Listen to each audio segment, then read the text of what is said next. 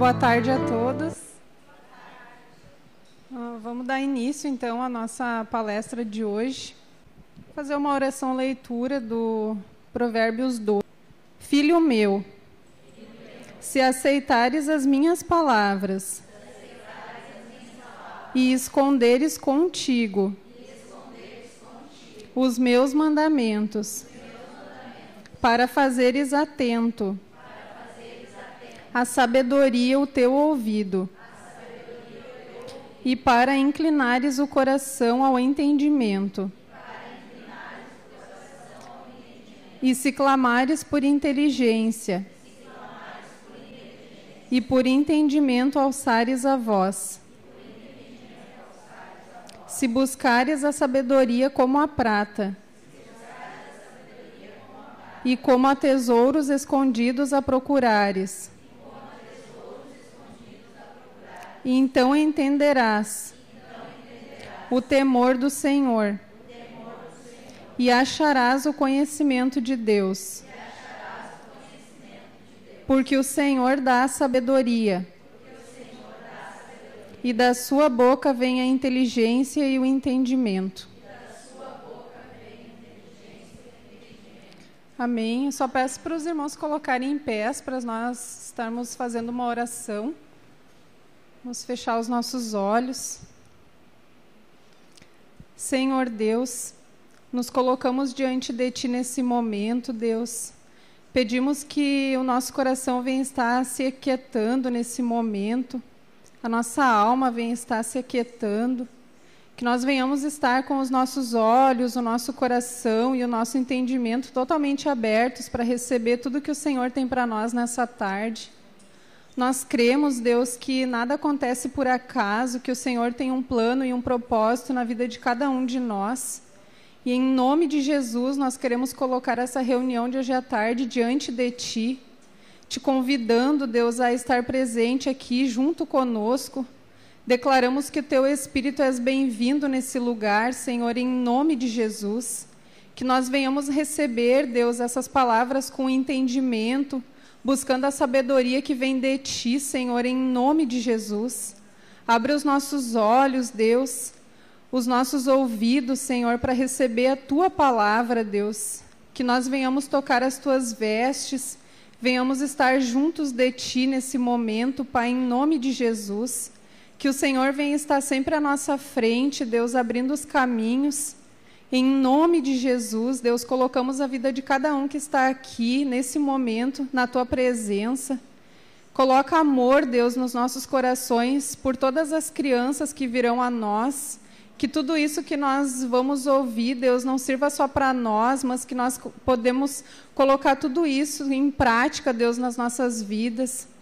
Nos dando entendimento de tudo, Pai. Em nome de Jesus. Esteja presente durante toda essa reunião, Senhor. Amém. Eu convido a irmã, então, a estar passando aqui.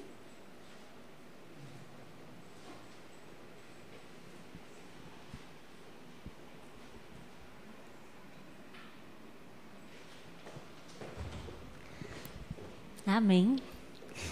Boa tarde. Eu agradeço o momento, o espaço de estar aqui com vocês para falar de algo que me toca muito e que acho que tem norteado a minha vida profissional, a qual eu tenho um largo espaço ou um campo direto com o Espírito Santo, né? Mesmo antes de vir para a igreja, já era notável para mim que quando eu chegava numa sala de aula, quando eu chegava para atender, não era eu. Simplesmente excedia, sempre excede. E que o Espírito Santo esteja aqui com a gente, que nos exceda. Né? E, enfim, me sinto um prazer, fui tão bem acolhida aqui, por esse espaço, por essa igreja. Há 7 anos atrás, há 8 anos atrás, está fazendo. E em algumas indas e vindas, agradeço muito a Andréia, a Kátia, que me acompanham, e acho que a espiritualidade ela é essencial, E ela norteia a nossa vida no todo, e às vezes a gente perde algumas áreas. E acho que a gente vai falar um pouquinho sobre isso hoje, né? Falando sobre o autismo. O autismo, e eu dei uma olhada no Ministério Rema, assim, li um pouquinho, e acho que vocês têm um belíssimo aporte lá, teórico, sobre o que a ciência define o autismo. E que até me poupa de ter que entrar nessa parte e me alongar, porque é uma parte bastante técnica, né? Desde o início, o autismo de Kanner, depois com o Asperger, ele foi visto e foi culpabilizado muito a mãe, né? E eu confesso para vocês que ali no artigo fala que hoje em dia isso foi abandonado, mas não foi. A gente ainda encontra uma série de pessoas que acham que a culpa é da mãe. E a minha linha teórica na psicologia, que é a psicanálise, também acha isso. Então, acho que o senhor tem me ajudado a conseguir mostrar que não é. Não é culpa de ninguém. Nós temos uma série de patologias físicas, psíquicas, mentais, que nós não temos explicação, e o autismo é uma delas. Se tu faz uma avaliação genética, o meu trabalho, só para mostrar um pouquinho para vocês a minha caminhada, ele começou em 1996, quando eu trabalhava com autistas adultos, esquizofrênicos, e terminou esse meu estágio com adultos, e eu fui buscar uma escola, que era a PAI da Zona Sul, em Porto Alegre, porque ela era uma escola especializada em crianças autistas. E eu me interessava muito, porque eu conheci o adulto, e eu queria ver ele na infância. E esse lugar era longe, assim, eu saía de Novo Hamburgo 15 para 6 da manhã para pegar o ônibus para chegava lá às 8h30, que era o horário que começava. Mas foi um espaço de grande aprendizado. Porque eu trabalhava junto com neurologistas, trabalhava junto com médicos que eram especialistas na área genética. Então, eu fui construindo um saber não só da psicologia, mas trabalhava com a pedagogia, com a psicopedagogia, e aprendi que a gente tem muitas perguntas e poucas respostas para o autismo. E me interessei muito por essas crianças, porque a literatura, então, dizia que a mãe era gelada, que o pai não via a mãe, e não levava em consideração as alterações dos metais pesados, como bem coloca o artigo, tanto o mercúrio quanto o chumbo, como o excesso de lítio, como o excesso de alumínio, são metais extremamente prejudiciais, dos quais nós nos contaminamos dia a dia com os nossos enlatados e com os nossos, enfim, até mesmo nos agrotóxicos que estão lá na plantinha, lá onde a gente acha que a coisa é mais natural, também levam metais pesados. E, enfim, existe uma suspeita, sim, de alterações durante a gestação, com metais pesados, e também se leva em consideração a questão genética. Assim como se demorou para saber do síndrome de Down, que era o par 23, que levava a síndrome, no autismo, na esquizofrenia, ainda não se tem essa pesquisa genética perfeita. Então, as respostas definitivas estão todas equivocadas. Pouco se sabe. Então, eu comecei a estudar muito sobre isso para encontrar a resposta, e quando eu vi que o autista do neurologista era um, o autista do psicanalista era outro, o autista do psicólogo de outra linha teórica era outro, do médico especialista em genética era outro, eu comecei a me debruçar sobre o tratamento. Pensei, não tenho o que fazer, tu não sabe exatamente de onde vem, para onde vai. E acho que o meu trabalho também foi norteado muito pela fisioterapia, que me ensinou uma área, que me ensinou que quando a gente não sabe exatamente um diagnóstico, a gente tem que tratar igual. Se uma criança chega para o fisioterapeuta sem caminhar, ele não vai ficar lá fazendo exame genético 10 anos para ver o que é que fez não caminhar. Ele vai trabalhar para que ela caminhe, para que ela se desloque, seja numa cadeira, seja no andador, seja se arrastando. E eu comecei a procurar autores que falavam sobre isso no autismo. O que tu faz com esta criança? Com essa criança que está fechada nela mesma.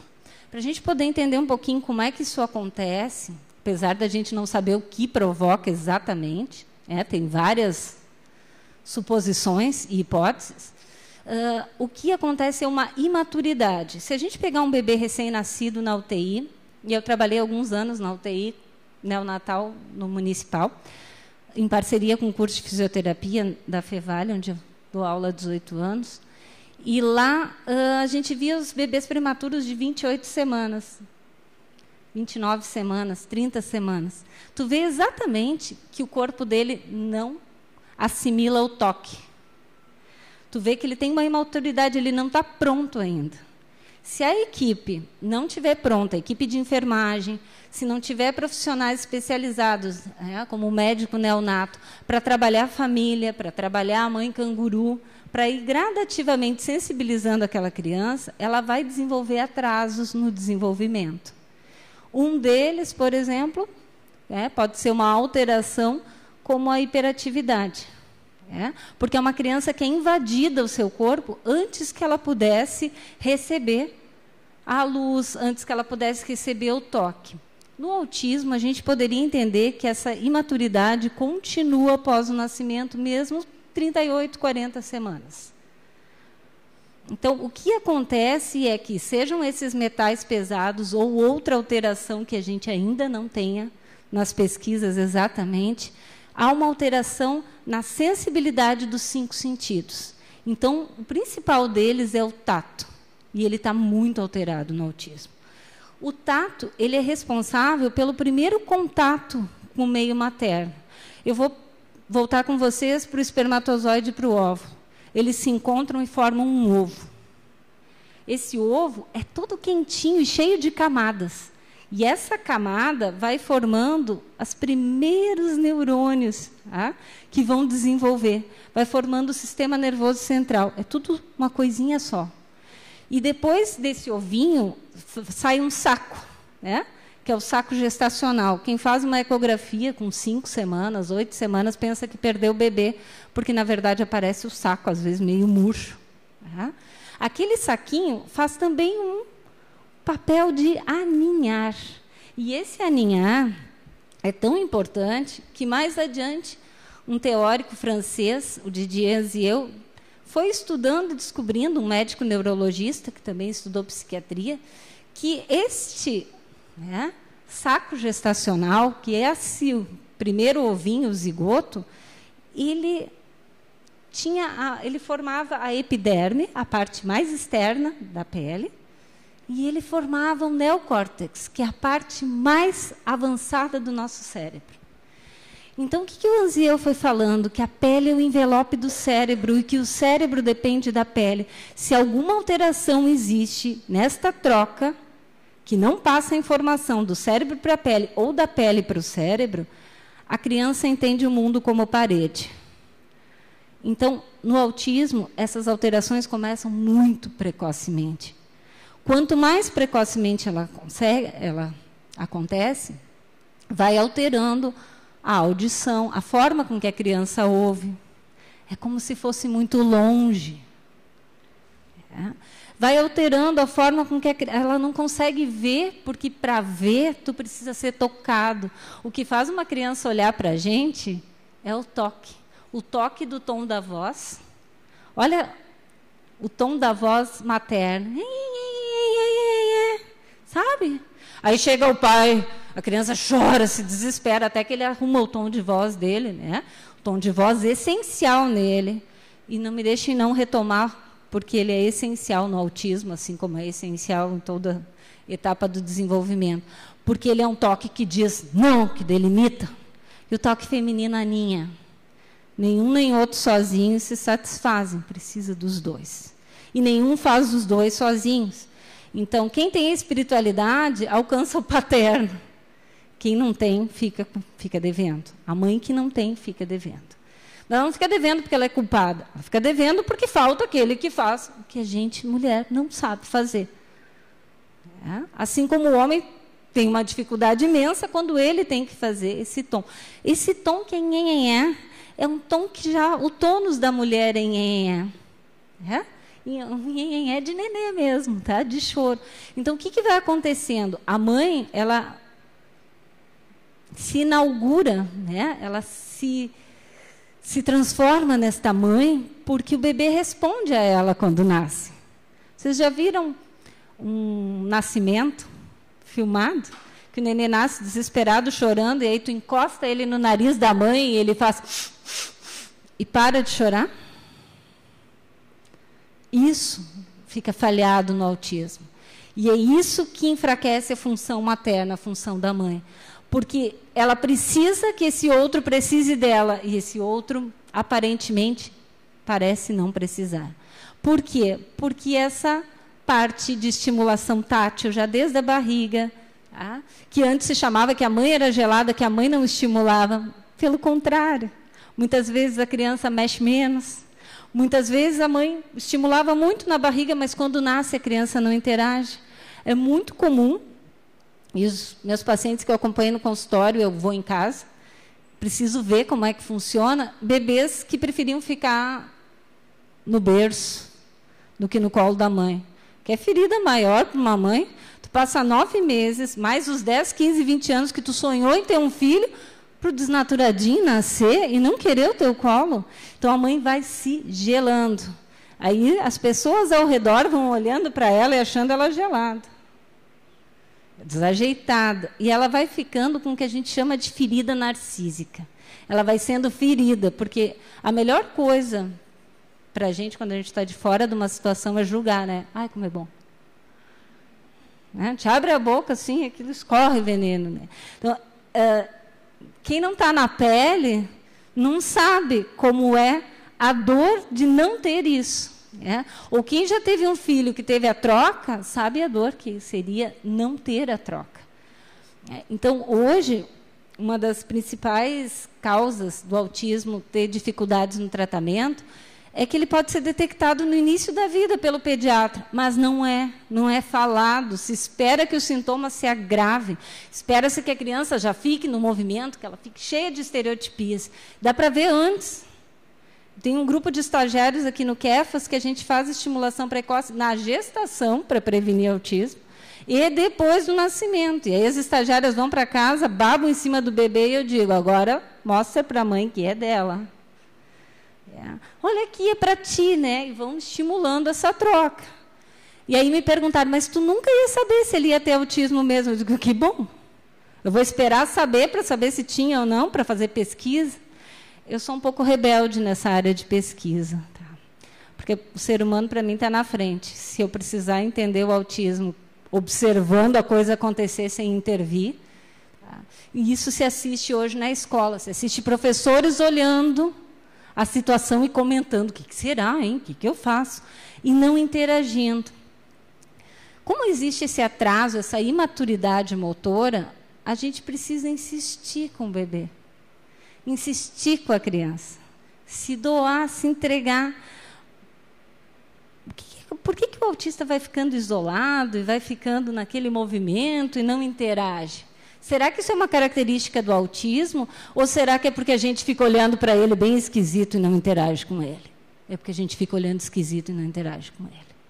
Porque a hora que tu interage com ele, eu não tenho carinho de paciente mais fofucho na minha vida do que os autistas que eu já atendi. Primeira coisa, eles cheiram muito, né? De se cheirar assim, depois facilitar isso com um vínculo com a mãe. Então, quando vocês trabalham com a criança com autismo, é uma entrega de corpo. É uma entrega que a gente possa até, em outro momento, a gente combinar e mostrar como é que é na prática essa entrega de corpo. É uma entrega de tônus. Tu senta do lado, se ele está fazendo um movimento esquisito, faz junto, para entender o que é aquele movimento. Gente, dá o maior prazer. Vocês já sentaram, ficaram se balançando para frente e para trás? Quando tu está nervoso, isso aqui acalma, ou deixa mais nervoso, não sei. Se automutilar, eu não sei, se eu não estou com a minha unha feia, os cantinhos começam aí. Então, não é um sintoma do autismo. Se exacerba no autismo, um sintoma que é nosso. Porque ele tem as mesmas características que qualquer um de nós, só que ele tem um atraso para sentir os sentidos. O tato, a visão dele depende desse tato. Como eu estava falando antes, acho que eu me interrompi, a criança aprende a te olhar porque tu toca e delimita o corpo dela. Ela olha para ti porque tu está delimitando. A primeira coisa que tu faz com um recém-nascido é grudar no corpo. Tu gruda e fala. E ela vai se voltando para a audição e para o corpo que ela está. E ela te olha, o olhar se encontra. E ele só se encontra pela 2ª, 3ª semana, 4ª semana de vida. Portanto, todos nós nascemos dentro de um autismo normal. As nossas primeiras 2, 3, 4 semanas de vida, nós estamos neste mundinho só nosso. Sentindo a barriga, é um desespero para o bebê. Ele vinha tudo cordão umbilical, né? Já vinha tudo só com os nutrientes entrando no organismo, via sanguínea. De repente começa a funcionar estômago, esôfago, aquele barulho, aquilo. O bebê fica tomado de uma sensação de medo. Imagine um bebê que tem a dificuldade de sentir o tato do colo. Ele tem medo até do tato, do contato do colo. Então, ele tem mais medo ainda do que ele sente na barriga.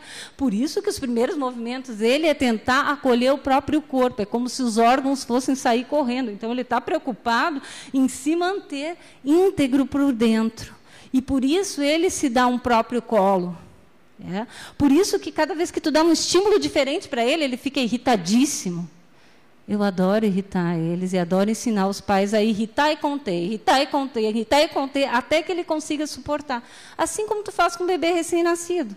Se ele chorar e tu atender ele vira um tirano, ele te acorda a noite inteira. O que a gente ensina para a mãe? Lá na UTI, quando nasce, né, ou lá quando um parto, tudo ocorre ok. Antes de chegar e pegar correndo, tu vai falando junto. A mãe está indo, o pai está indo, eu estou chegando, para que depois tu possa confundir a cabeça dele. Porque depois tu fala e leva 5 minutos e ele pensa que ele está no colo. Se tu já chega pegando, vira tirania, ele quer toda hora o colo. Tu tem que confundir a cabeça do bebê. É mais difícil de confundir a cabeça do autista, porque ele está muito primitivo ainda. É como se ele nascesse um pouquinho antes. E a gente quer tratar ele como se ele já tivesse nascido a termo, lá com as suas 40, 38 semanas. Então, diria que um bebê de 24, 25 semanas teria. Então, entender que tudo vai ser 10 vezes mais com ele. Tem que treinar 10 vezes mais, ter mais paciência e insistir. E aí, antes nós conversávamos aqui com a irmã, seu nome é a Fernanda, sobre a questão da criança não se portar depois, né? O quanto é importante dar limite para o autista, como tu dá limite para qualquer outra criança. E mãe não sabe dar limite, tá? Porque mãe grita, se esgualepa e depois vai lá e passa a mão na cabeça, dá um pirulito. Homem dá um grito e vira as costas e diz, é isso aí, tu quer que eu grite de novo? E precisa isso para delimitar a pele. O sistema nervoso precisa disso. E a mãe mesmo, assim, com vontade de passar a mão na cabeça, diz, tu ouviu teu pai? E quando o pai não está presente, ela faz isso com Deus, ela faz isso com o vô, ela faz isso com o namorado, ela faz isso com alguém, quando ela está inteira. Mas a gente pode pegar uma mãe que pode ter um problema, pode entrar em depressão, pode estar num momento de vida de extrema ansiedade e ela não consiga nomear este pai. Então, a gente vê e ouve, sente na igreja muito, né? Deus, o cabeça, Jesus... depois de Cristo, cabeça, e o homem, o cabeça, e a mulher está lá, né? Então, se ela não estiver inteira, se a sua ansiedade estiver comprometendo ela, se a tristeza estiver comprometendo ela, ela pode não conseguir dar este grande outro, que seria, né, Deus, Jesus Cristo, ou o representante pai ali, que dá o limite. Então, o que vai acontecendo no autismo? Essa mãe, às vezes, está tão calejada, ela está tão entristecida, ela faz tudo e não resolve, porque ela faz tudo que aquele olhar venenoso espera. Mas não melhorou, né? Tu está levando no neuro, está levando na ponta, está levando no psicólogo. Isso é um horror que faz com as crianças autistas. Elas vão em tudo. Uma criança sem problema nenhum que vai em tudo, vai ter problemas. Imagina uma criança que precisa de mais atenção. O que a gente quer? Transformar num superdotado? Agora virou moda dizer que o autista tem várias potencialidades. Todos nós temos, ele também. Mas tu não pode explorar isso. Vai ter que nascer isso, ele vai mostrar isso. Então, o principal trabalho com ele é esse afeto. O encontrar o olhar, é o se cheirar, é o tato, é o entender o jogo simbólico, é o adulto... A gente falava antes emprestar. Vocês têm a escolinha, né? As outras crianças começam a rechaçar o autista. Elas começam a deixar ele de lado.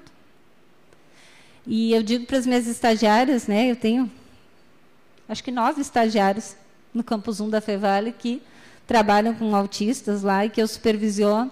E eu digo para eles, vocês não estão aqui para ficar passeando com criança na escola, vocês estão aqui para viabilizar o vínculo deles com as outras crianças.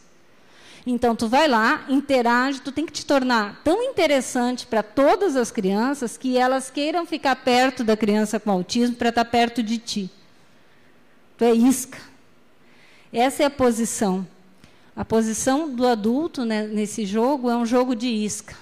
Nosso ego não pode ficar grandão, eu sei lidar com ele. Tem que emprestar para o outro. Então, é aquele momento que a gente se olha e passa o vínculo.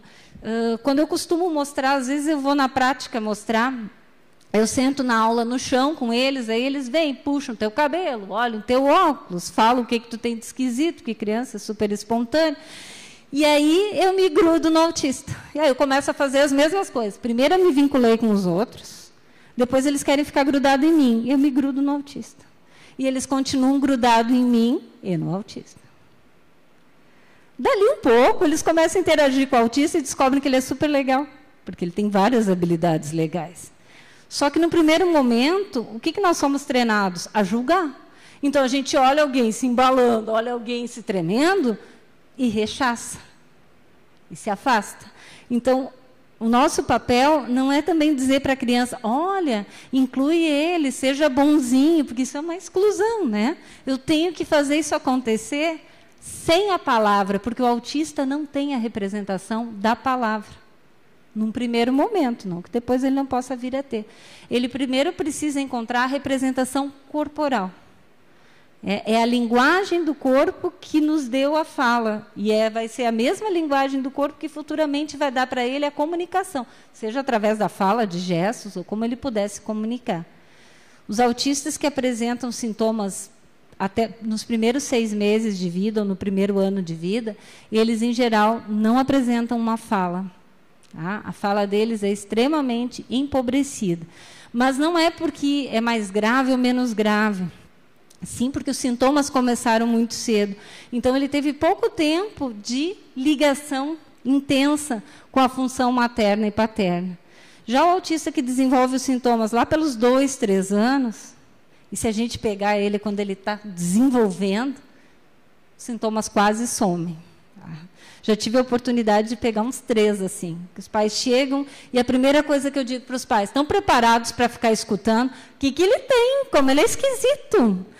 Não é autista? Faz terapia e continua assim. E vocês vão olhar e vão dizer, nós não sabemos o diagnóstico, ele tem alguns sintomas que fecha com o espectro autista, não define nada, porque não tem nada definido ainda. Para que definir? Nem nós, seres humanos, vocês já têm definição para vocês? Cada vez que eu escuto a televisão, eu penso, Deus deve chorar e pensar o que eu fiz quando eu criei essas coisas. Passam séculos, séculos e mais séculos, a gente continua neandertal. Agora a gente mata pela internet, né? Mata mais sofisticado, mas a gente continua mesmo bicho burro. Então, não tem diagnóstico para o ser humano. Por que vai ter para o autista? Ele é um ser humano. Não tem diagnóstico. O que se tem é uma série de sintomas, que se tem suposições, que se tem algumas investigações científicas que já apontam que sim, provavelmente seja isso, mas isso não faz a relação acontecer. Esses dias eu conversava com uma mãe, que o filho dela começou a chutar todo mundo na escola, mordia as estagiárias, e aí a gente pediu para a psicóloga que atende essa criança, para a fono, para toda essa galera assim, que estressa ele, porque eu não acredito que uma equipe não se reúna para saber qual da equipe que tem que ficar com ele. Às vezes é o psicólogo, às vezes é o fono, às vezes cada caso é um caso. Não, fica 5 atendendo, vão ganhar dinheiro, né? Tu vai ganhar dinheiro igual, né? Porque fazer um bom encaminhamento, alguém vai encaminhar outro para ti, né? Mas fica todo mundo atendendo ele, estressando. Vocês fazem tudo isso na vida de vocês? Ginástica, vão para nutricionista, fazem psicoterapia, fazem aula de inglês, francês, alemão? Não, mas o autista, coitadinho, ele tem que fazer. Né?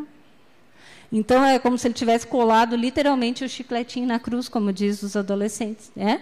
Que ele paga por um preço que é para ele ter uma alta performance. Ele não tem que ter alta performance. Ele tem que ser feliz, ele tem que se encontrar e se relacionar. Então, a gente começou... uma das minhas práticas profissionais é esse acompanhamento da criança, desde o nascimento, mas eu também incluo eles no mercado de trabalho. E aí o que me chamou a atenção, conversando com essa mãe, eu disse para ela, sabe que daqui a uns 8 anos ele vai estar no mercado de trabalho e eu não vou empregar ele. Se ele passar por mim ou por algum estagiário que eu treinei, e saem uns 50, 60 formados por ano que passaram pelas nossas mãos, eu disse, ele não vai ser empregado. Porque eu não vou botar numa empresa um cara que chuta, que berra, que grita, que só faz as coisas se tomar Coca-Cola. Ah, mas ele tem autismo. Não, isso é sem vergonhice, que qualquer um de nós tem. Então, tem que dar limite para as crianças. Não é o autismo que impõe essas manias. Todos nós, pega qualquer criança. Minha filha, se não tivesse botado um monte de regras, até hoje tem que colocar, também só faria se fizesse isso, se fizesse aquilo. Então, precisa trazer para que depois o sofrimento dos pais não seja assim, vai numa festa de aniversário, todo mundo fica se escanteando, olhando, comentando. Vai para uma festa da família, ninguém suporta os pitis da criança. Esses pitis não são pitis do autismo. Eles são pitis do limite que não foi dado em nome da criança ser autista. Ai, deixa ele é autista. Deixa fazer. Não, deixa. Limite é para todo mundo. Na psicologia a gente chama de superego, né? Regra social.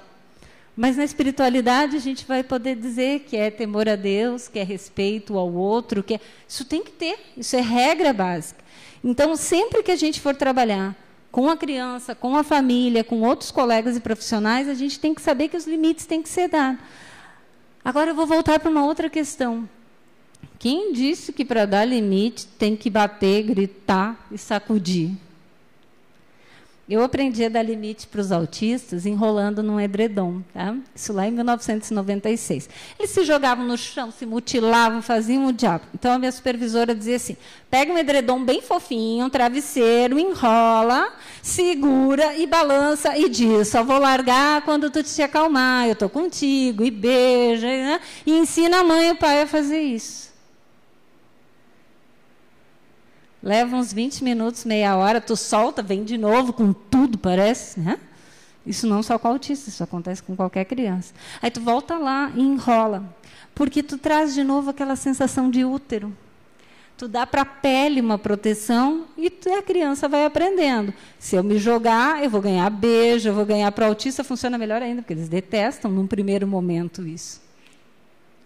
Porque eles não entendem o toque na pele, num primeiro momento. Depois eles vão entender melhor do que ninguém, tá? Tanto que eu digo que depois que tu começa a desenvolver a afetividade com eles, tu vai ver que eles são mais afetivos que qualquer outra criança, ou tanto quanto qualquer outra criança. Mas no primeiro momento, a criança é extremamente arredia porque ela desconhece aquilo. Tá? Por uma imaturidade, que a maioria de nós nasce com essa maturação no cérebro. A gente recebe toque e se sente aninhado, né? Normalmente. O que mais afeta o autista é essa não interpretação. O cérebro tem alguma falha entre os canais de tradução do sinal entre o cérebro, a visão, o cérebro, a audição, o cérebro, a pele, o cérebro, o olfato. Tá? Ele tem uma tradução diferenciada, então é uma outra linguagem que tem que ser traduzida mais insistentemente. Então, se a criança está na escolinha, ela está fazendo, antes a Larissa deu um exemplo até, né, de que às vezes se tu sentar com uma criança, né, na escola, e se tu ficar perto dela, se tu interagir, eu acho que eu te vi falando, é interagir, tu te doar para ela vai responder, sempre. Ah, mas não respondeu a primeira vez, não deu certo. Insiste, ela vai responder. Para vocês terem uma ideia que o que acontece com o autismo é mais ou menos o que acontece com o adolescente. Tá? Basicamente, se a gente fosse falar da adolescência na atualidade, mais ainda. O pai e a mãe vêm bem queridão na adolescência, né? Que nem o pai e a mãe vinham queridão dentro da vida intrauterina. Meu filho, meu mundo, minha vida. Tá? O que acontece quando vai chegando pelos 10, 11, 12 anos? Vai tomar banho. Vai fazer isso. O tom muda todo. E tu não olha e tu começa a pensar, será que já está tendo umas amizades assim? Será que vai começar a usar droga? Tu começa a olhar esquisito. Tu começa a observar e tu quebra. Daí os pais sempre dizem, né? Não sei, porque a minha não chegou na adolescência ainda, né? Vou rezar bastante pelo que virá. O que os pais te dizem? Ele se afastou, ele não quer mais meu colo, ele não chega perto, ele não me dá beijo. Ele só se relaciona com os outros, ele não dá uma palavra dentro de casa e fica autista com os pais. Então, essa quebra na relação acontece na adolescência, não com todos os pais, principalmente na igreja, onde tem a espiritualidade, onde vai se orar junto, tu pode superar isso. Mas para quem está longe da espiritualidade, vai acontecer essa quebra. Aí tu liga a televisão, não sei o quê, quantos êxtase, quantos ácidos, quanto não sei o quê, o fulano morreu. Tu já começa a olhar para o teu. Cheirar, investigar as coisas, invadir. Tá? E ele apresenta um comportamento de afastamento muito forte. Então, o bebê autista, mais ou menos, acontece isso com ele. Só que esse estranhamento do pai e da mãe acontece lá no início da vida. O que complica, né, essa história? Que a mãe vai ficar muito envolvida, porque a culpa sempre é da mãe, né? Não é sempre da mãe? A culpa é da mãe. Não criou direito, não olhou direito, não amou direito. Xingou demais, xingou de menos, não fez, né? Bom que tem mãe para xingar. Isso, em todos, culpada de tudo. Se ficou com o pai, se separou do pai, se manteve, se não manteve, tudo ela é culpada. Ela fez errado. Nós temos um discurso muito intenso sobre a mulher. Se a gente pegar a mitologia, a gente pega a mitologia romana, traz, né? Falando em ciência, a gente falaria de um jeito mais frio, né? Mitologia romana, traria Eva e Adão. A Eva é uma desgraçada, né, gente? Aí a gente pegaria a Pandora lá na mitologia grega, trouxe todos os males do mundo. Pega a Psique, uma insatisfeita, que sempre que tinha o que queria, aprontava. A chinesa eu nem li, porque diz que é horrorosa também. Eu disse, bom, então a gente tem um padrão sobre a mulher de desgraça muito grande. Só podia ser ela culpada de qualquer coisa, né? Antes, quando nasciam filhos homens, não nasciam filhos homens, quem era a culpa? Não, mas, graças a Deus, a genética diz que quem determina o X e o Y são vocês, meninos. Portanto, aí veio um amigo meu e disse assim, não, mas tem o pH da mulher, que depende do pH, ela decide se ela mata o esperma Y ou o X. Eu digo, olha esse machismo de novo. Então, cai em cima essa carga de ter que ir atrás do fono, de ter que ir atrás do fisioterapeuta, do neurologista, do médico em São Paulo, do médico não sei aonde. Eu tenho uma criança que a gente acompanha, um autista, 14 anos, que ele é um fofo, muito afetivo, só que ele é afetivo através da lousa. Eu fiquei pensando, mas por que ensinaram a afetividade dele pelo computador? Quando eu fui apresentada pela estagiária para ele não me olhou, não me respondeu, ficou numa posição. Aí eu cumprimentei ele pela lousa. Oi! Abriu um sorriso para mim. Eu disse, mas quem foi a criatura? Foi lá para os Estados Unidos fazer isso. Então, nós temos tratamento aqui. A busca da espiritualidade ela é importantíssima para tu aceitar. Eu costumo falar que perdão é uma perda grande, né? Acho que foi a Andréia que me ensinou. Que foi, perdão é uma perda grande? Perdi. Então, se tem uma coisa, tem. Não tem por que ficar pensando se foi por isso, se foi por aquilo. Eu tenho que pensar o que eu faço para restabelecer uma vida feliz. Se eu for olhar para o lado, por que meu colega tem tal dom? Por que o outro tem tal habilidade? Eu olho o Neymar pequenininho jogando, quando aparece na televisão, eu penso, é dom, né? Nasceu com a criança, ela não fez nada, deram uma bola, ela saiu jogando. Então, tu vai ter que enxergar o dom de cada um. O que acontece é que a gente imagina um dom para o filho. E ele nunca vem, geralmente, com o dom que a gente imaginou. Porque Deus te diz, ele te quebra no meio ali. Tu queria isso? Não é eu. Vou te dar o que tu merece, né? Não é? Cada um tem o que merece. Não vai vir o que tu pediu. porque não é teu. Se Deus desse para a gente o filho que a gente imaginou, a gente ia acabar com o filho. A gente ia fazer ele uma marionete. Ele tem que vir diferente, que é para te quebrar no meio, para dizer que tu não é Deus dele, que tu não é... E para isso que ele vem diferente. Se ele veio diferente com síndrome de Down, se ele veio diferente com autismo, se ele veio diferente com hiperatividade, se ele veio diferente muito tímido, é uma ferida igual. Se tu imaginou um filho locutor e ele vem lá que não fala quase. Tu vai ter que assimilar que ele vai ter várias outras possibilidades. Garanto que é um mega engenheiro. Não, ele tinha que ser locutor. Então, o sofrimento, primeiro, assim, que eu acho que vocês têm tudo para trabalhar, e que na psicologia a gente tem pernas quebradas, é o lado espiritual, porque ele fica ferido. É como se Deus tivesse abandonado. Por quê?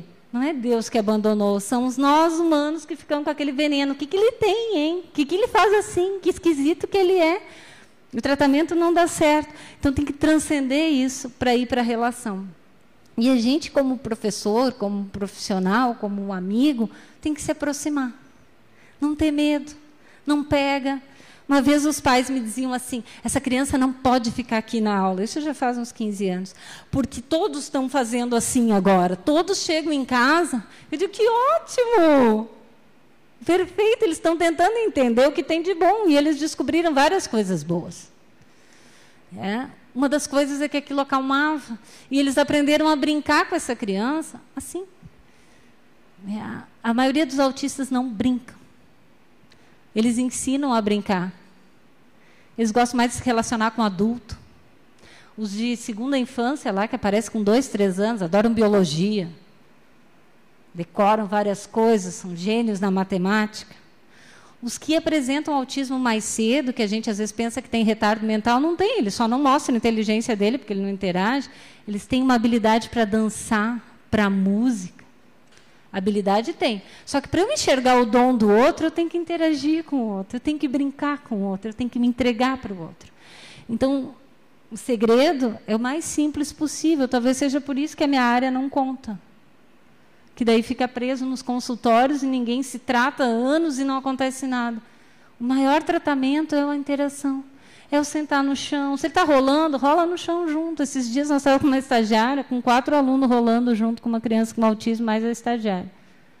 Dali um pouco ele olhou para todo mundo e disse, não pode fazer na aula, né, prof? Mandou todo mundo ir para o lugar, resolvido.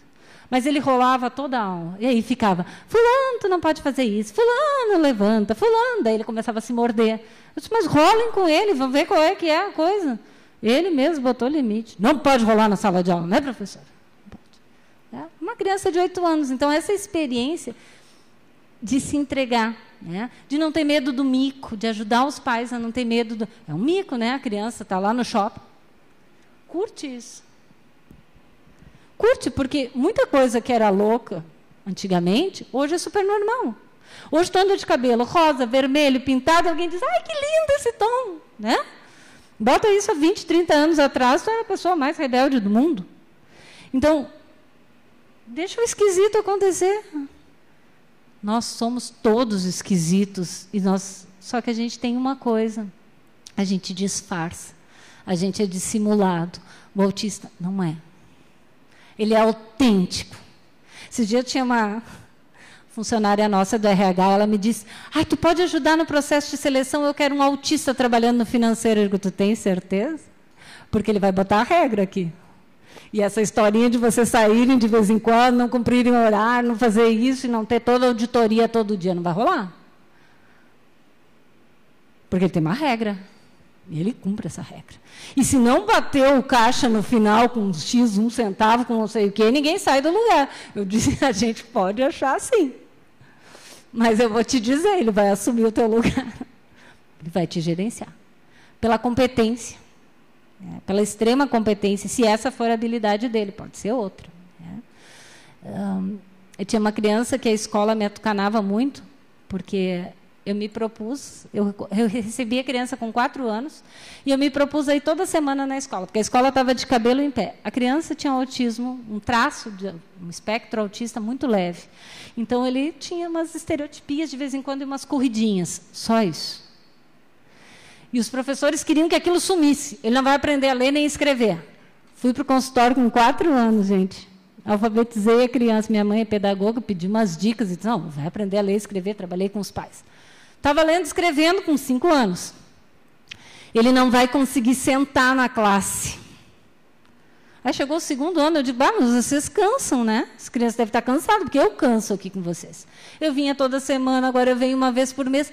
Nunca está bom. Ele está respondendo, ele está alfabetizado, ele está sentando, mas ele não interage com as outras crianças, ele não é bom nas atividades motoras. Sim, a maioria dos autistas não é bom nas atividades motoras, porque a falha no tato é muito grande. A falha na audição. Não é porque ele não é bom, né? Essa criança se superou tanto que eu disse para o pai, vamos superar isso aí, tu topa? E aí quero falar da importância, se vocês puderem trazer na igreja, quando tiver uma criança com autismo, o pai. Eu disse, volta a andar de bicicleta, volta a andar de skate, volta a fazer esportes. Essa criança joga vôlei hoje, essa criança anda de bicicleta, essa criança surfa.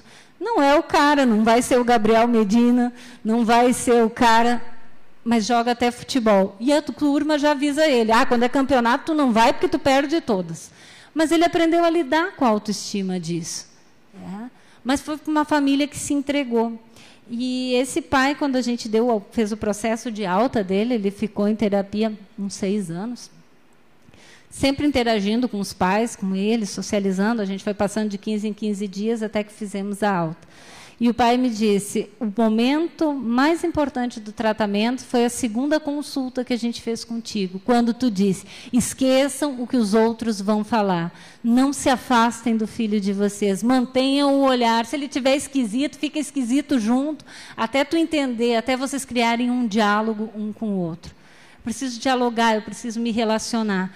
Então, tem alguns vídeos horríveis, mas tem vídeos também interessantes. Não sei se eu tenho salvo, eu tentei buscar em casa, mas eu acho que eu extraviei esse pendrive. De uma mãe chegando ao ponto que ela aceitou o autismo, e ela sentada no chão, e a criança não jogava a bola para ela, mas ela jogava lá longe, ela ia buscar, até que uma hora os dois começaram a rolar junto e ele começou a jogar a bola para ela, como se passasse um ano. Mas vai acontecer. Vai acontecer e cada dia vai ser um encontro a mais. E se a gente pensar, mas por que não me deram o diagnóstico, o tratamento, o tratamento? Porque a gente ainda é muito egoísta. E a minha área é muito egoísta. A psicologia agora está tendo um baque, porque tem um colega que são os meus adversários, que eu adoro eles, e trabalho grudada neles. Eu digo adversários porque tem colegas que é de uma linha teórica e não gostam da outra, né? Então, eu brinco com eles, porque, na verdade, eu tenho a maior paixão, que são os cognitivos comportamentais, porque eles conseguiram ter a humildade de dizer que tem que ensinar a se relacionar.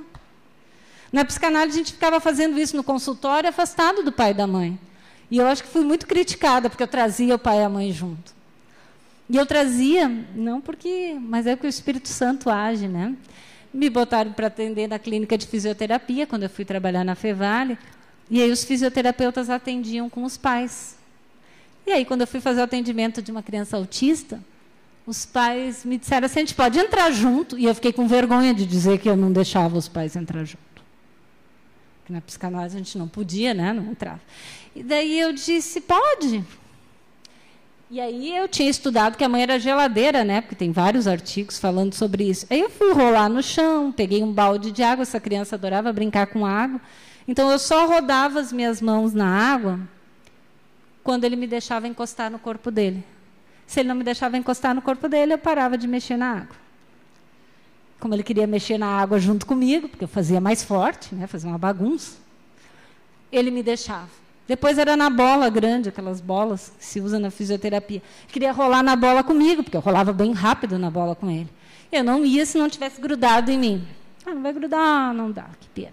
E a mãe me disse, posso fazer junto? E aí eu pensei, como é que eu vou viabilizar isso aqui? Eu disse, vou fazer em ti. Eu fiz nela e ela fez na criança. Estavam nós 3 na bola. E ali eu acho que o Senhor me quebrou. Porque Ele me quebrou no sentido de que há mais coisas do que teoricamente a gente estava fazendo. Que essa mãe não era gelada, ela só era despreparada. Ninguém dizia que ela podia interagir, ninguém dizia o que ela podia fazer. E aí eu fui procurar, tem vários teóricos que dizem, o Esteban Levin, é um cara que vem direto para o Brasil e que ele dá várias palestras e ele ensina, ele tem livros que ensina. A clínica psicomotora, ele chama, interage no corpo e a linguagem vai vir. Se não for a linguagem aquela normal, mas vai vir a comunicação. A partir do corpo, a comunicação vem. Nós não temos comunicação com passarinho, não temos com gatinho, nós estamos falando de um ser humano, é óbvio que vai vir.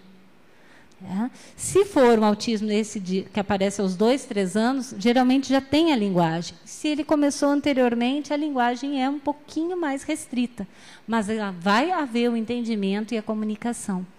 Então, acho que, pensando aqui na escolinha, né, como é isso? Né? É ler junto, convocar atividades que se possa lidar com o corpo, que se possa imitar cada um, e aí que se possa fazendo a sensibilidade de entrega. Não existe uma receita de bolo, porque as coisas com criança acontecem na hora, né? Dali a pouco eles estão ali, estão tudo na guerra de almofadas, e tu vai usar a guerra de almofadas para tornar aquilo lúdico e com limite. Uma das coisas que a gente pode fazer quando tem guerra de almofada, uns vão esconder as almofadas, né? Outros é dizer, agora, o chefe manda. Quando o chefe manda que é para jogar as almofadas, joga as almofadas. Quando o chefe manda que é para parar, que vai ensinando limites e regras e vai trabalhando. E a criança com autismo ela é muito sensível, ela tem uma capacidade de aprendizagem enorme. Só que ela tem esta dificuldade de interagir na comunicação verbal, né, que a gente considera normal. Mas nós todos já tivemos essa comunicação que ele tem. Então, nós não estamos distantes. Faz parte do nosso desenvolvimento esse estar numa fase autista. Engraçado que a gente estranha umas coisas, eu acho que todas as coisas que a gente estranha são coisas muito familiares que a gente esqueceu. Por que a gente olha para uma coisa feia e fica horrorizado? Eu me lembro que eu me horrorizei muito quando eu vi aquele casal Nardoni que jogou a menininha pela janela. Eu fiquei pensando, por que me horrorizei tanto? Porque todo pai e toda mãe tem saco cheio de vez em quando, né? A diferença é que o que joga na janela não teve regra, não teve limite, não teve amor, não tem temor, não tem algo maior que... Porque raiva, tirar do sério, BR-116 às 6 da tarde. Qualquer um de nós podia dar um tiro em alguém. A diferença entre o que dá o tiro e o que não dá o tiro está nessa regra. Então, poder estabelecer essas regras, né? Poder trazer isso de volta para dentro da gente, que esse estranhamento é porque, sim, nós também temos um lado autista que gostaria, que às vezes fica meio apavorado, que às vezes não sabe onde se relacionar, mas nós temos um lado social que diz, não, tu tem que dizer oi, tu tem que dizer boa tarde, tu tem que te comportar assim. Mas ele nos traz aquela vontadezinha que dá de vez em quando, de não interagir. Eu queria deixar um espaço para a gente dialogar, porque eu trago uma experiência muito técnica, né? E vocês trazem outras curiosidades. Então, para que a gente pudesse usar o tempo também, para que vocês possam me fazer perguntas, assim, né? Então, essa linguagem tônica, né? O livro do Esteban Levin, que fala na infância em cena e a clínica psicomotora, ele tem uma linguagem psicanalítica francesa que ela é um pouquinho chata, tem que ler e insistir, mas ele fala muito, o Alfredo Jerusalins, que trabalha de uma forma mais simples, e ele consegue falar muito disso, dessa entrega. Então, aqui no culto, quais as atividades que vocês fazem? Dentro daquelas atividades, tentar ver o que é possível interagir. E, às vezes, no início, não é possível. Mas eu não desistir, não deixar alguém sozinho num canto. Que esse é o maior risco que acontece nas salas de aula. Fica um estagiário com um autista num canto. O que vocês podem fazer é sair com mais 2, 3 crianças junto e fazer uma brincadeira, usar a criatividade. Cada culto, 2, 3 crianças junto com essa criança. Que vocês passeiam, daí faz uma coisa muito legal com as outras crianças que não são autistas, e mesmo que aquela que tem autismo fique um pouco de lado, ela está junto com vocês, e as crianças estão adorando passear. Hoje nós vamos cuidar do jardim lá, cria um jardim. né, das plantinhas do Papai do Céu. Hoje nós vamos criar isso, hoje a gente vai fazer um teatro aqui. E faz, para que ele sempre saia com um grupo, não fique esse sair isolado. E com o tempo ele vai acostumando, porque a criança, toda criança é muito esperta, o autista também, né? Tu acha que ele não vai querer uma pessoa só para ele? Todas as crianças até os 5 anos, elas querem uma pessoa só para elas.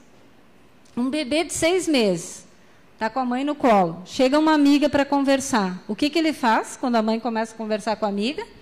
Senta a mão na cara da mãe, grita, berra, morde para dizer, ela é minha.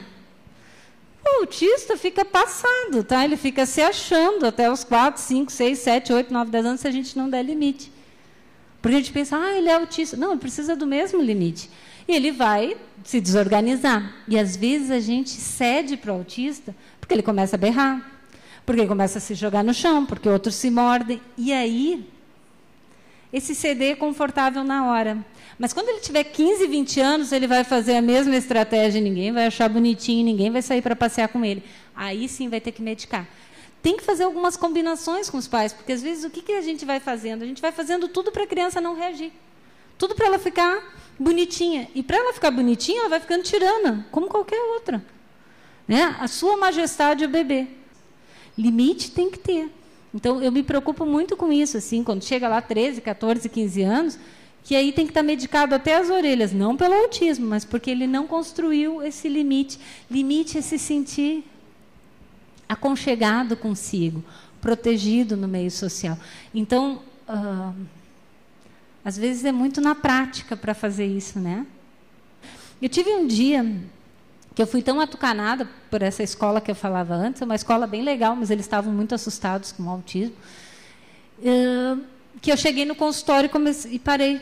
Não brinquei muito, não interagi muito com a criança. Fiquei observando e pensando, será que eu estou fazendo alguma coisa errada no tratamento, que essa escola reclama tanto? Ele para e me olha, 6 anos de idade ele tinha na época. Isso aqui está um insultório hoje. Mas me joguei no chão na hora e digo, essa escola que, né, vai se acostumar com essa criança.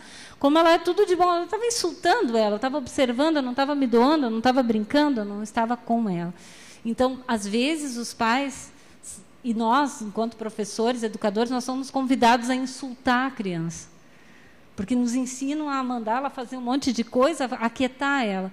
Não, ela vai se desorganizar, e é importante que ela se desorganize, se jogue no chão. Essa criança que estava se jogando com 8 anos, nunca tinha sido feito contenção. Tá? Mordia, chutava estagiário. Eu disse, eu não estou supervisionando o estagiário para ficar com lesão, os estagiários desistiam. Foi... essa vez de rolar no chão e de conter ele, dizer, a gente vai te segurar num outro momento, a gente vai te segurar até tu te acalmar. Eu, quando eu estou muito brava, alguém me segura. Não precisa dizer. Né? Então, assim, é um treino de interação. Até tu conseguir ter fé, tu é um bicho chucro. Tu vai para o culto, tu vai para a Bíblia, tu vai para onde tu for, mas tu não tem fé. Mas onde é que eu tenho? Tu tem que sentir ela. Né? O sistema nervoso precisa sentir. Então, quanto mais cedo uma criança já desenvolve fé, mas quanto mais tarde, nós também temos esse aprendizado. Nós trazemos alguns traços assim familiares, alguns ranços, que a gente aprende. Né? Se a gente aprende muitos anos, sempre vai sendo mais difícil da gente modificar aquele comportamento. Mas não é o autismo que faz isso, e sim a intervenção. Porque não é dito para o pai e para a mãe do autista, olha, tem paciência que vai dar certo, insiste. Insiste. Né? O que a gente diz? Vamos investigar, vamos olhar, não está dando certo aqui na fono, então vamos lá para a psico, não está dando certo com a psico, vamos para a psicopedagoga, não está dando certo com ela, vamos... E nesta cavalgada ninguém insiste, daí todo mundo fica dizendo, nada adianta. E isso é muito cansativo, isso é uma ferida nos pais, assim. Primeiro amparo, assim, que a gente dá é o acolhimento. Eu digo a gente, vou falar da minha prática clínica, né, ou do que eu oriento quando eu supervisiono. Tu chama o pai e a mãe para trabalhar essa ferida. Eu sempre digo, eu estou 24 horas, agora com o WhatsApp a gente está, eu digo, eu só não atendo quando estou dormindo, tá? Mas eu estou à disposição. Então, se colocar à disposição para que as pessoas possam falar. O que acontece com o casal? Geralmente, como a mãe fica culpada, ela fica enlouquecidamente tentando chocar um filho que não se deixa chocar. Então, aquele marido fica de lado. E ele é essencial. Então, o que eu tenho trabalhado é a relação afetiva, a relação literalmente afetiva. Porque o que deixa a mulher muito encantada pelo masculino do homem é ela ver que ele é forte, que ele protege. Então, ela precisa deixar ele fazer essa função com o filho, ela vai se encantar por ele. Quando ela não deixa ele fazer essa função, ela também perde o encanto, acha ele um borra-botas, acha ele um cara que não é presente. E ele não é presente porque ela está muito chato. Tá? Só que a gente não vê quando a gente está chata, né? A gente só vê o do outro. E o outro só vê o do outro porque a gente nasceu voltado para o umbigo, né? O olho devia ser para baixo, no queixo aqui, né? Então, o que a gente precisa facilitar isso, né? Então, tem que ajudar a família. Olha, quais as regras? O marido geralmente começa a falar: eu não suporto isso, porque é uma incomodação na hora de comer, porque é na hora de não sei o quê, porque é na hora ele está louco para botar limite, ela não deixa. Começar a olhar para ela. Tu sai de cena nessa hora. E ele faz. E tu, pai, bem querido, sempre que tu tiver que botar o limite, bem amoroso, aquele homem neandertal que chegava lá, né, com uma faca, com uma espada, com um cinto, com coisa na mulher e no filho, foi. Tu fica bem querido nela para dizer: amor, tu está estressado agora, eu assumo. E tu não fica brava porque ele te disser que tu está estressado. Ele te diz que tu está estressado porque tu está muito estressado. A gente está falando para ele ser carinhoso. Então, quando ele disser que tu está estressado, é porque tu está enlouquecida. Ah? Então, tu entende já que estressada, né? Porque às vezes a mulher chega: o que tu está dizendo? Porque eu faço isso, porque eu faço aquilo, que tu não faz nada. Então, isso fica, porque é uma rotina horrorosa. Tu leva para cá, tu leva para lá. E ainda todo mundo te pergunta: o que ele tem? Porque não está funcionando. Então, às vezes, a mulher deixa de trabalhar, ela deixa de fazer tudo e a vida dela vira curar aquela criança. Aí eu vou dizer a parte triste da história. O autismo não tem cura, porque ele também não é doença. A noção de doença é que deu essa noção de cura. O autismo é um jeito de ser, é uma característica, e que tu precisa lidar com ela. E os pais que conseguem transcender isso e lidar, eles se apaixonam pelo outro. Porque quando esse homem assume a sua posição de cabeça, e quando essa mulher é bem tratada por ele para permitir que ele assuma, porque quem permite o homem como posição de cabeça é a mulher, né? Me corrijam se eu estou errado, mas é a mulher que assina embaixo. Se a gente não assinar embaixo, não tem cabeça. Tá? Assim como não tem Deus nem Cristo, se não tiver igreja, não tem cabeça. Então, a mulher é importante. Tem que haver um acordo. Eu dou um exemplo muito pessoal. Eu e meu marido, a gente tem um acordo que a gente discorda em várias coisas. Então, só que a gente mantém uma regra. Se o pai disse, talvez não esteja certo, tu está uma grossa, agora ele não vai te escutar. Eu mantenho a linha dele. Depois, a gente vai bem querida conversar com o pai para ver se dá para mudar isso ou não. Eu posso interceder assim como ele intercede em vários momentos. A mãe deve estar muito estressada agora, não contraria. E colocamos o limite, que o adulto, quem está com a ordem, está com a ordem.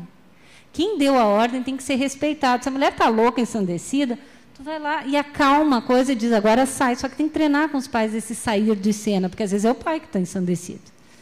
É? E a criança tira do sério, porque se jogar no chão, tira do sério. Acontece que uma outra criança, tu dá um xingão, tu dá uma chacoalhada, dá uma palmada e a criança para.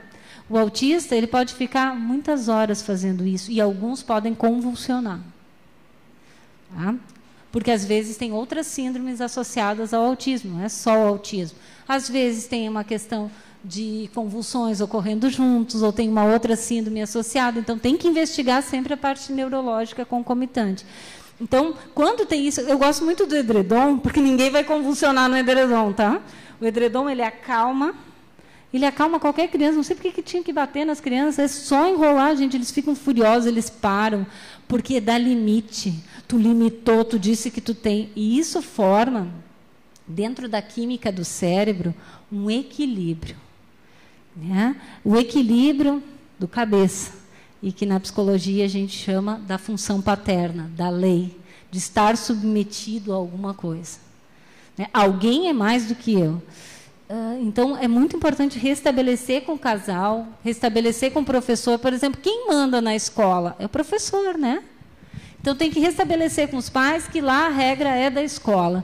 que não é para ir com a Coca-Cola. Ah, ele só fica quieto quando toma Coca-Cola. Bom, então vamos mudar essa regra. Lá na escola não tem Coca-Cola. Sintomas de toque são naturalmente comuns e normais na infância.